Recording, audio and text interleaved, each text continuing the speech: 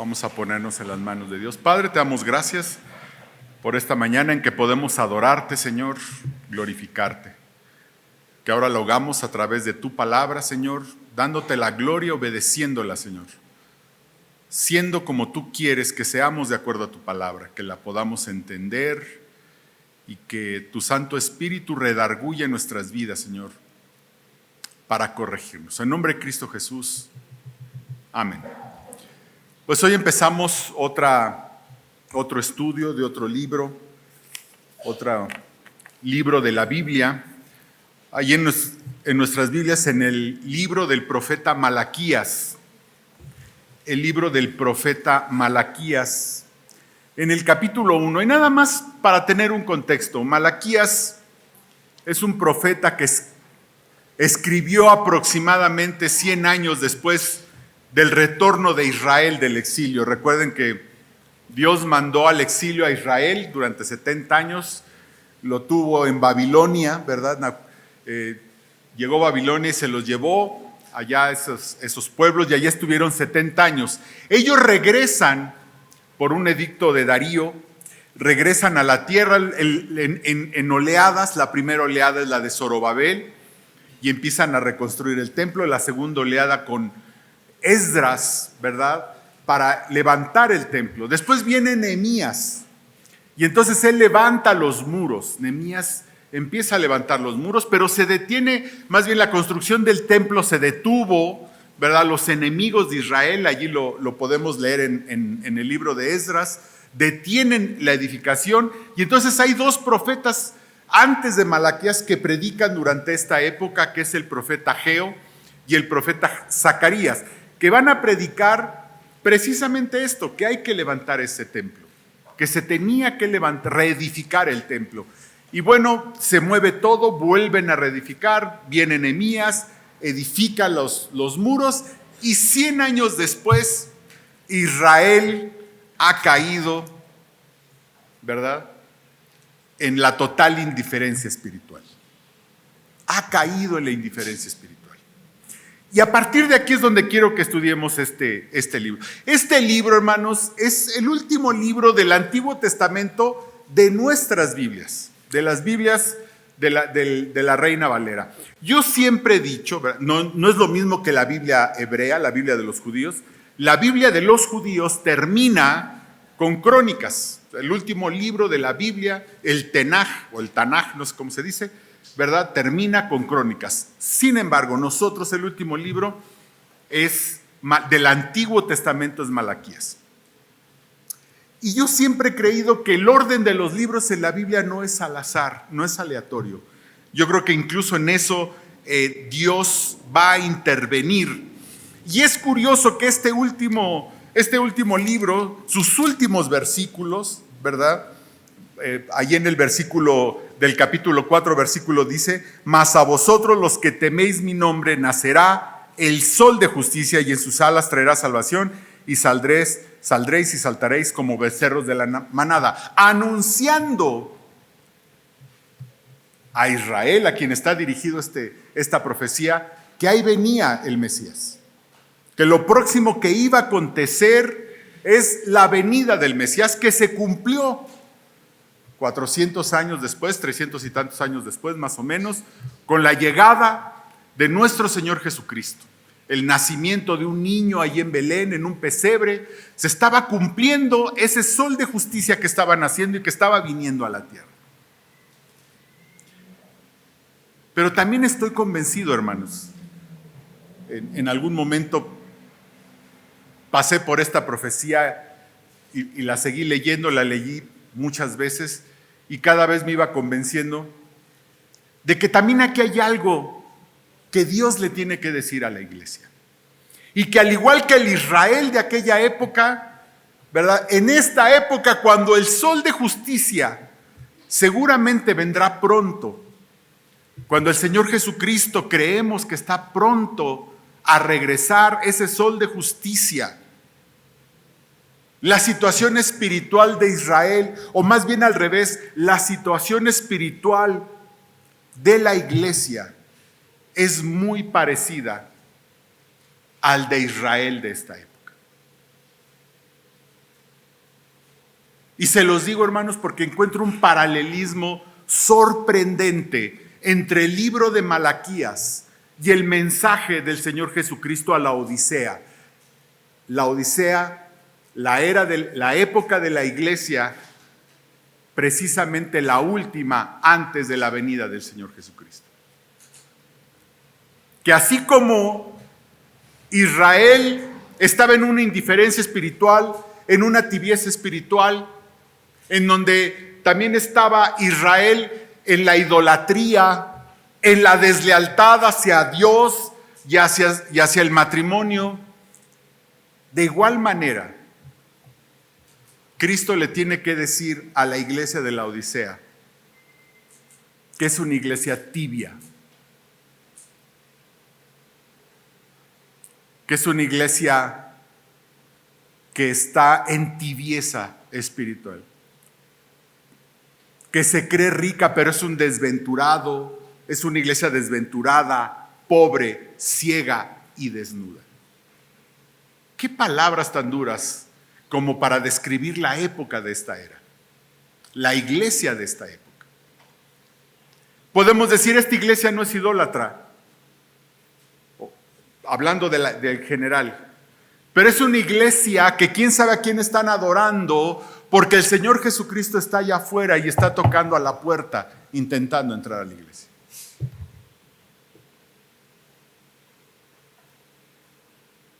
Decimos que adoramos al Dios vivo y verdadero.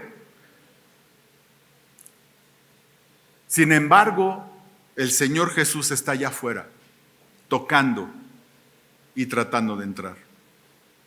Tibieza, idolatría, deslealtad. Y ahora este pueblo, hermanos, 100 años después de haber retornado a la tierra, de que Dios por fin los sacó de aquella esclavitud y los retorna a la tierra, 100 años después está en decadencia e indiferencia espiritual. Qué terrible. Y este libro, hermanos, vamos a ver que es un libro muy hermoso y de veras, si podemos entenderlo, vamos a ver que hay cosas muy interesantes. Hay 6 altercados de Dios con Israel en este libro. 6 altercados, en donde Dios, fíjense qué tibieza espiritual había en este pueblo, en donde Dios les dice, les establece algo y el pueblo dice, ¿yo? Estaban su indiferencia espiritual era tal que ni siquiera podían ver lo que Dios les estaba señalando. Les dice que no han honrado sus ofrendas, que no lo han honrado a Él, han sido desleales y el pueblo dice, ¿yo? Les dice, vosotros me habéis robado. Y dice el pueblo, ¿en qué te hemos robado, Señor? Y entonces el Señor tiene que establecer claramente y definitivamente qué es lo que este pueblo estaba haciendo. Me han deshonrado con sus ofrendas, porque han entregado, ¿verdad? Han sacrificado la oveja defectuosa. Me han robado, porque me han robado en sus diezmos y ofrendas. Han sido desleales, porque han sido desleales con sus propias esposas. Y entonces Dios tiene que establecer claramente, les dice algo, el pueblo dice, ¿yo? ¿Cómo yo? ¿En qué, Señor? Y entonces el Señor tiene que establecer claramente, ¿por qué dice el Señor? ¿Por qué dice Dios que ese pueblo estaba frío, decadente espiritualmente? Tengo que decirles que hay 2 llaves para poder entender este libro, 2 llaves que tenemos que tener claras. La primera está ahí en Romanos 12:1, dice así que hermanos, os ruego por las misericordias de Dios que presentéis vuestros cuerpos en sacrificio vivo, santo, agradable a Dios, que es vuestro culto racional. Esta primera llave es establecer, hermanos, que para nuestra salvación el sacrificio ya ha sido hecho, completo y absoluto. Nuestra salvación se ha pagado el precio en la cruz y la pagó el Señor Jesucristo. Nuestra salvación fue pagada allí en la cruz. Pero para nuestra vida cristiana tenemos que sacrificar el yo. Usted y yo ya nada podemos hacer por nuestra salvación, pero tampoco podemos hacer ya nada para nuestra santidad. Únicamente lo que nos pide el Señor Jesucristo es sacrificar una víctima, y esa víctima es mi yo. Y la segunda llave está ahí en 1 de Pedro 2:9.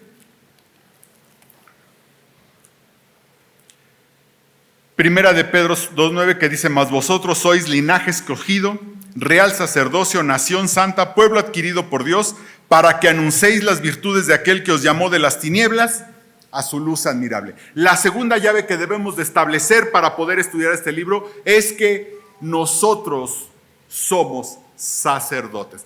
Antiguamente, en el Antiguo Testamento, el sacerdote es aquel, ¿verdad?, que ofrecía los sacrificios, es aquel que de alguna manera representaba al pueblo, representaba a Dios en esa relación con Dios, y ahora establecemos que nosotros tenemos acceso directo al Señor. Somos sacerdotes. Nuestro sumo sacerdote es el Señor Jesucristo, pero nosotros somos sacerdotes. Esto quiere decir que tenemos acceso directo al trono de la gracia, hermanos. Pero somos sacerdotes. Porque con estas dos llaves podremos entender cómo aplicar las verdades de este libro a nuestra realidad cotidiana. A nuestra realidad cotidiana. Así es que vamos a leer Malaquías, los primeros 5 versículos. Dice: profecía de la palabra de Jehová contra Israel por medio de Malaquías. Yo os he amado, dice Jehová, y dijisteis: ¿en qué nos amaste?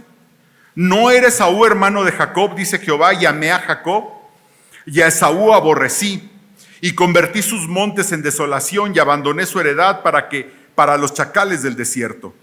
Cuando Edom dijere: nos hemos empobrecido, pero volveremos a edificar lo arruinado, así ha dicho Jehová de los ejércitos: ellos edificarán y yo destruiré, y les llamarán territorio de impiedad y pueblo contra el cual Jehová está indignado para siempre. Aquí está primer altercado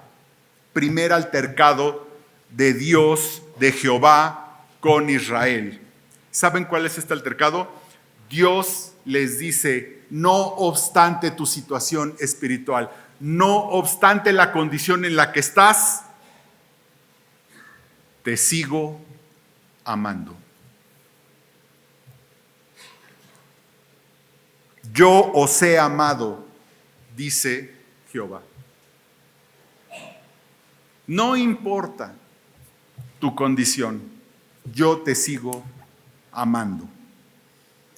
No obstante que Israel ha sido infiel, y lo vemos una tras otra, Dios le sigue amando. No sé ustedes, hermanos, pero yo me sorprendí con esto. A veces pensamos, hermanos, que el amor de Dios está un poco condicionado a nuestro comportamiento. A veces sentimos y creemos que Dios es un ser humano que nos puede amar o nos puede dejar de amar o nos puede amar menos de acuerdo a nuestro comportamiento. De acuerdo a lo que hacemos, de acuerdo a lo que hay en nuestro corazón, de acuerdo a cómo estamos. ¿Sí?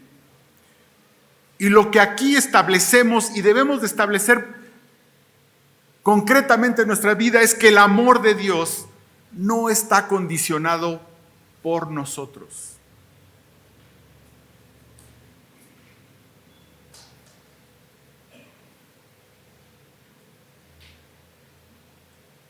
Veo hermanos que dicen que están así, como incrédulos, hermanos. El amor de Dios no está condicionado por nosotros. La maravilla del amor de Dios es que no está sujeto a nuestra situación espiritual, si ya eres su hijo. Ojo, si ya eres su hijo. Si no eres su hijo, la ira de Dios está sobre ti. Dios ama al mundo en general. pero la ira de Dios está sobre aquella persona que no ha conocido al Señor de manera personal. Pero si eres su hijo, el Señor te ama, no obstante la situación espiritual en la que estés en este momento. Dios establece su amor, hermanos, antes de establecer disciplina. Piense qué maravilla. Dios establece su amor, Dios establece que nos ama, Dios establece que su amor no está condicionado, Dios establece que su amor es eterno antes de pasar a la disciplina. Porque Dios va a disciplinar a Israel a través de esta carta. Los está disciplinando, les está hablando, los está recomendando, los está llamando al arrepentimiento. Y antes de hacer todo eso, Dios establece el amor que le tiene a Israel, que podríamos decir el amor que nos tiene a nosotros. Sin embargo, piense nada más cuán frío, cuán tibio, cuán decadente estaba Israel, ¿sí? Que Israel cuestiona el amor de Dios.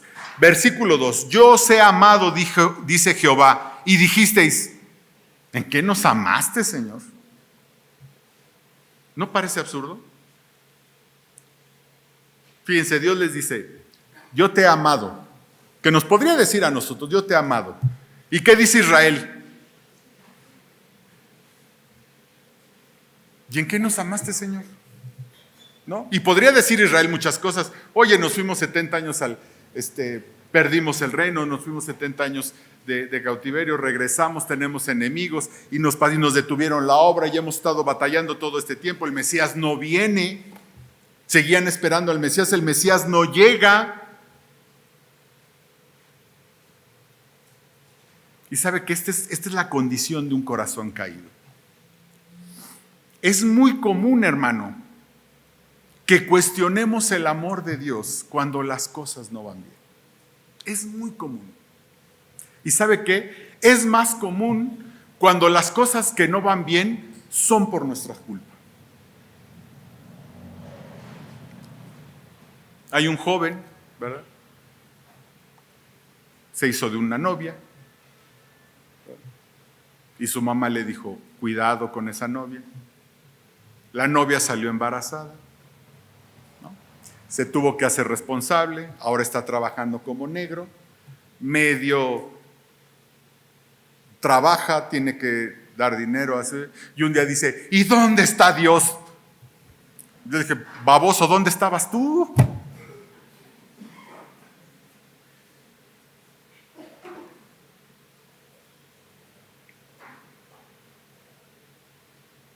Y es muy común ver esto, hermanos. En esta época en que el amor de Dios lo hemos asociado a la prosperidad, tristemente es una época, y lo dice la iglesia de la Odisea, tú te dices rico y dices me he enriquecido. Una época que asociamos la espiritualidad a la prosperidad económica. Cuando no vemos esto, cuando no vemos esta prosperidad, fácilmente cuestionamos el amor de Dios. Apenas se vienen los problemas más pequeños y ¿qué es lo que hacemos? ¿Dónde está Dios?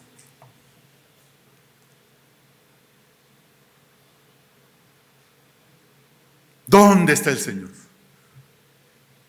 Y lo cuestionamos, hermano. Ahí donde vemos, ¿no? Esta teología de la prosperidad y que ha permeado mucho de la cristiandad, ¿verdad? En donde y lo vemos en la filosofía cristiana que ha permeado en las iglesias, ¿sí? En donde se asocia la buena espiritualidad con la prosperidad económica, toda la prosperidad en general. Cuando esta prosperidad no se da, hermanos, con mucha tranquilidad cuestionamos a Dios. ¿En qué nos has amado, Señor, si no hemos prosperado?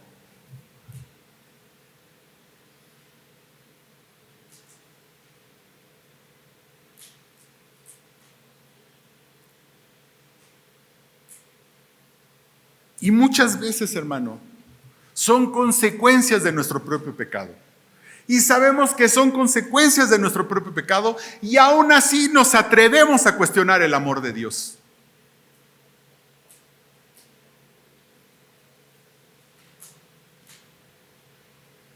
Nos atrevemos a cuestionarlo.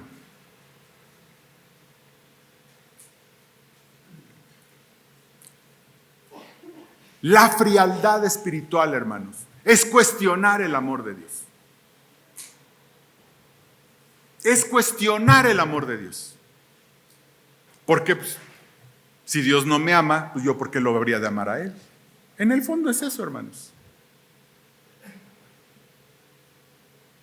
Si Dios no me ama, ¿por qué lo habría yo de amar?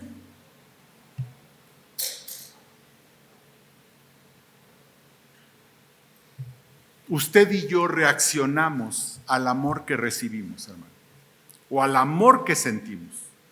Todos reaccionamos al amor. Todos. Mire, hasta los perritos reaccionan al amor. Usted trae un perrito de la calle y lo hemos visto, ¿verdad? Está todo tímido, medio agresivo, pero en cuanto ese perrito empieza a sentir el amor ese perrito cambia.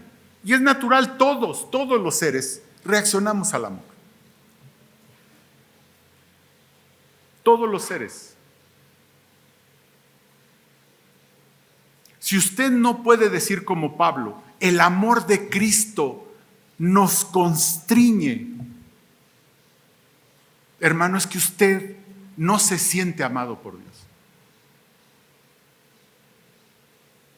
Porque si nos sintiéramos amados por Dios, ese amor nos constreñiría. Podríamos decir como Pablo, el amor de Cristo nos constriñe para servirlo, para llevar el evangelio, para servir a los hermanos, para amar a los hermanos, para amar a los que están allá afuera. ¿Sabe por qué no nos constriñe el amor de Cristo, hermanos? Porque en el fondo no creemos que Dios nos ama.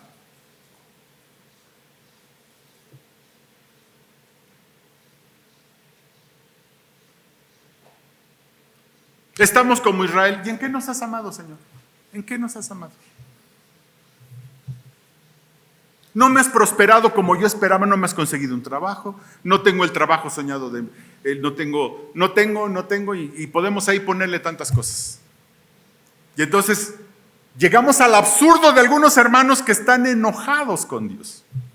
En la pandemia varios hermanos se me enojaron con Dios, estaban enojados con Dios, porque habían perdido sus trabajos.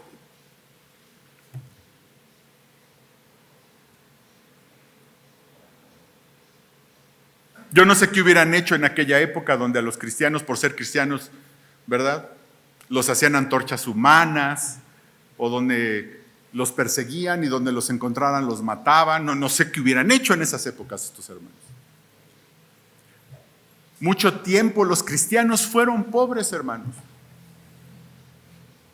No tenían acceso a trabajo, eran ciudadanos de segunda y seguían siendo fieles.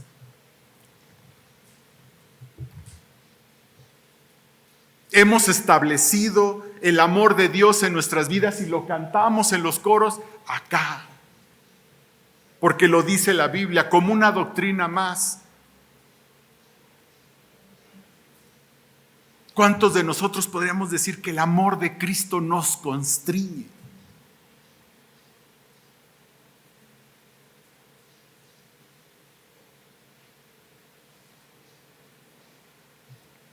¿Cuántos?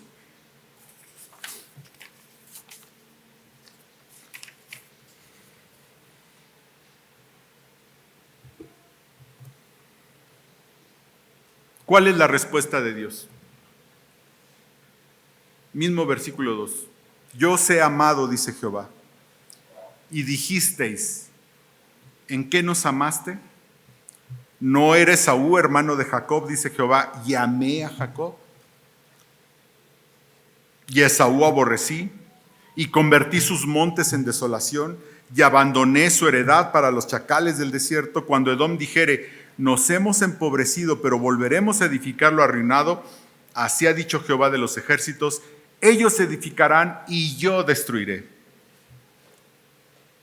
y les llamarás territorio de impiedad y pueblo contra el cual Jehová está indignado para siempre. La respuesta de Dios definitiva ante Israel es: recuerda, recuerda,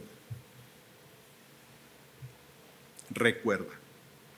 Creo que alguna vez les he dicho que he querido hacer un estudio bíblico de esta palabra, recuerda, porque aparece muchas veces en la Biblia. Yo creo que Dios tiene muchas cosas que decirnos en ese recuerda.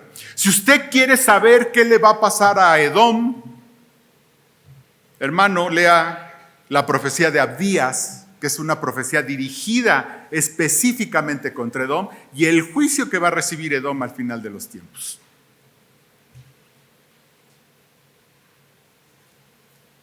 Déjeme decirle, Dios podía haberle dicho: mira, te saqué de Egipto y del Mar Rojo y de acá y de allá.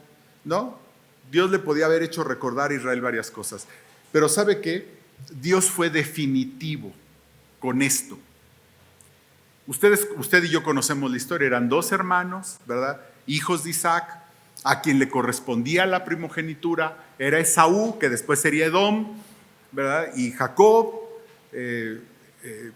ya su padre estaba ciego, lo engañó, ¿sí? Y finalmente la bendición se la lleva Jacob. Pero aquí el Señor dice: mi amor está establecido en que escogí a Jacob y a Edom lo aborrecí. De raíz te establezco. ¿Por qué te digo que te amo? Porque te escogí a ti desde el principio. Porque te escogí a ti desde el principio. Dios debe recordarles: a ti te escogí y a tu hermano lo aborrecí.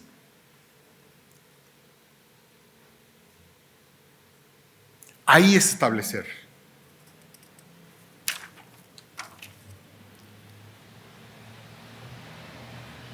Lo que Dios le dice a Israel es: recuerda lo que hice por ti.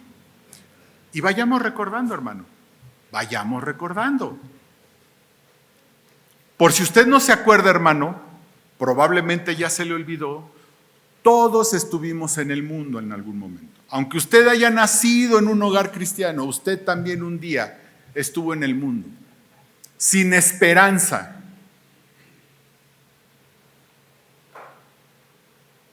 En su pecado. Y estando allí, Cristo murió por nuestros pecados. Cristo murió para que usted y yo pudiéramos tener salvación de nuestros pecados. Yo siempre he dicho que si esto hubiera sido todo, era mucho más de lo que yo hubiera esperado. Si esto fuera todo, que Cristo murió en una cruz por nuestros pecados, para salvarme de mí mismo, para salvarme de mis pecados, para salvarme del infierno, y que murió en una cruz, hubiera entendido más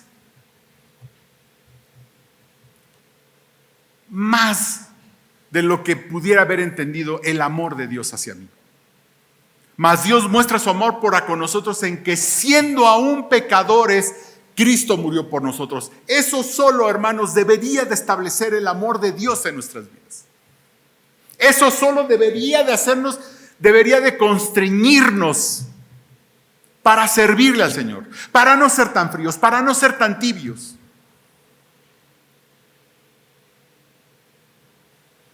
Que Dios tuvo un amor tan grande en nuestras vidas que murió por nosotros en una cruz. Eso ya era más que suficiente. Sin embargo, todavía nos prometió vida abundante, salud espiritual, gozo, victoria frente al pecado y finalmente la vida eterna. No sé usted, hermano, no merezco nada de esto. Nunca lo he merecido. Nunca he merecido nada de esto. De pura gracia lo he recibido, hermanos. de pensar en el hombre que yo fui, de dónde me rescató el Señor, es una gracia más que inmerecida, muy inmerecida.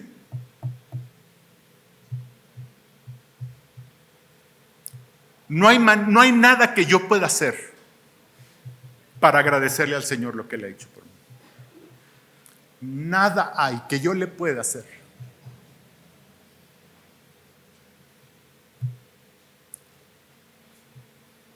Y solo me pide, dame tu corazón. Dame tu corazón. ¿Será mucho? Ni siquiera sé por qué quiere mi corazón. Está lleno de cosas que no les puedo ni platicar.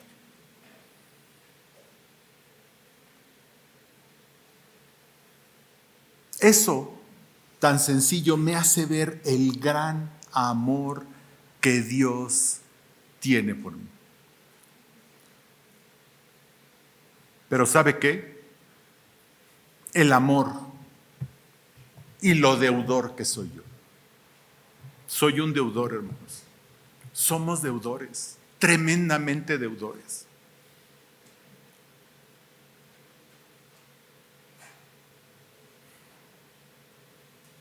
No sé usted cómo lo ve, hermanos, pero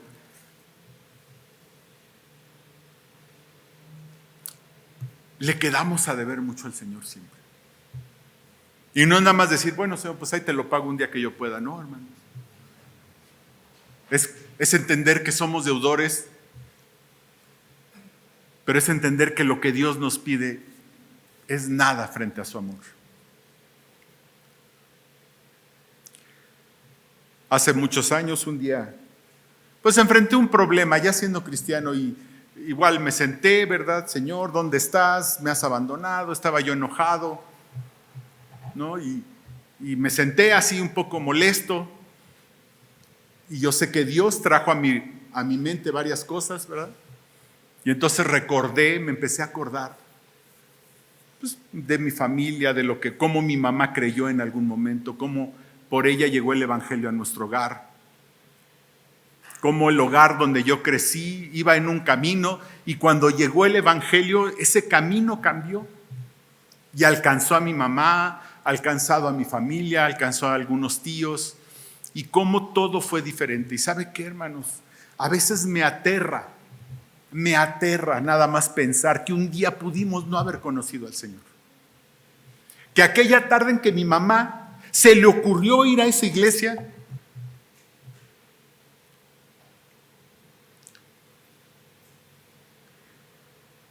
se le metió, voy a ir a esa iglesia donde me dijeron, y fue y allí creyó. Pudo no haber ido, hermanos, y pudo el evangelio nunca haber entrado en mi hogar. Y me aterra nada más de pensar que eso era posible.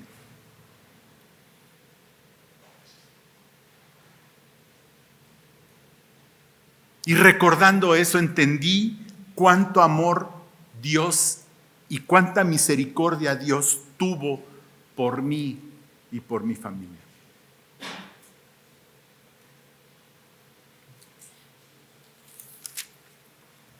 Vamos a leer Juan 15:13.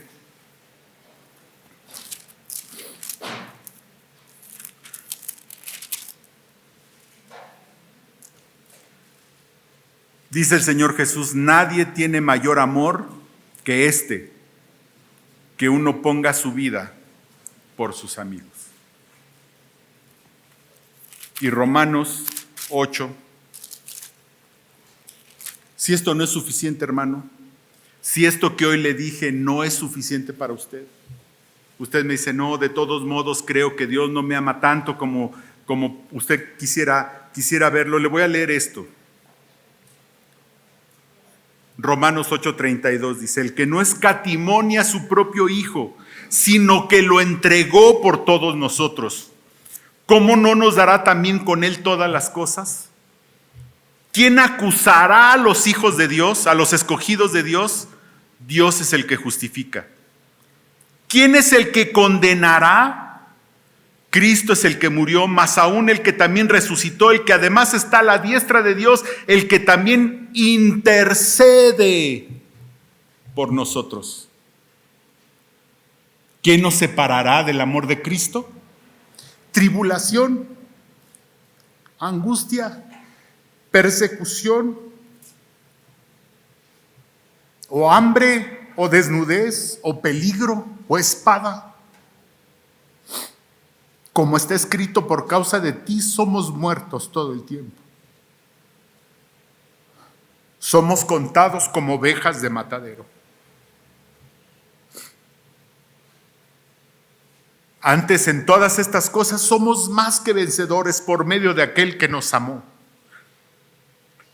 Por lo cual estoy seguro que ni la muerte, ni la vida, ni ángeles, ni principados, ni potestades, ni lo presente, ni lo porvenir, ni lo alto, ni lo profundo, ni ninguna otra cosa creada nos podrá separar del amor de Dios que es en Cristo Jesús, Señor nuestro. Si esto no es suficiente, hermanos, ya no sé qué será para que entendamos cuánto nos ha amado Dios. Oremos. Padre, te damos gracias, te amamos, Señor.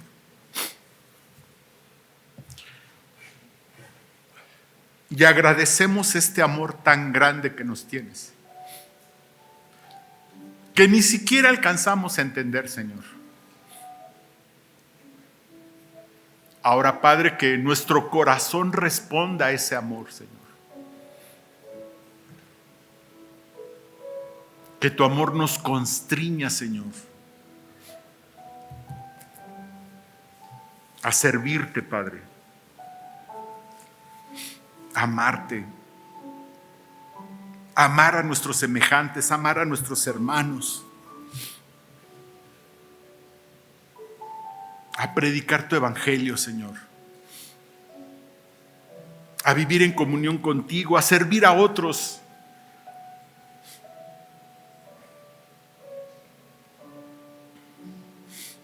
a caminar contigo, Señor, cercanos, a vivir de acuerdo a lo que tu palabra nos dice, Señor.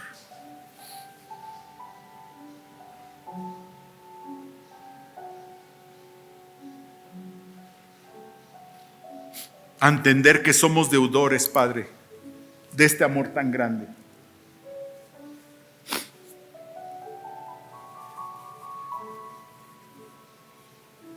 Que tu amor lo hemos visto, Señor, en nuestras vidas día tras día, vez tras vez, momento a momento. Tu amor allí ha estado presente siempre.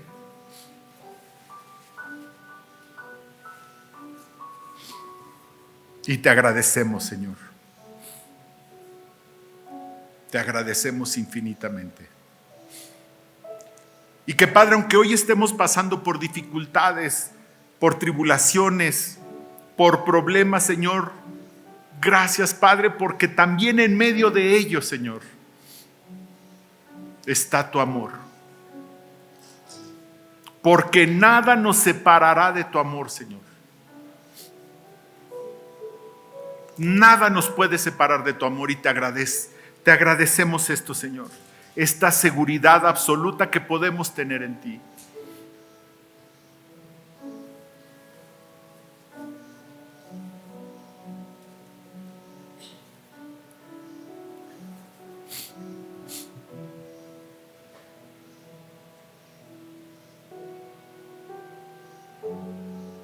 Y perdónanos, Padre. Perdónanos si no podemos ver esto en nuestras vidas, Señor. Que nuestra tibieza espiritual ha llegado a tal grado que hemos dejado de entender tu amor en nuestras vidas. Señor, perdónanos. Límpianos.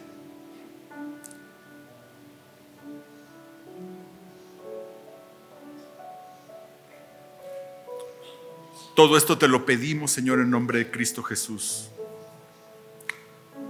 Amén.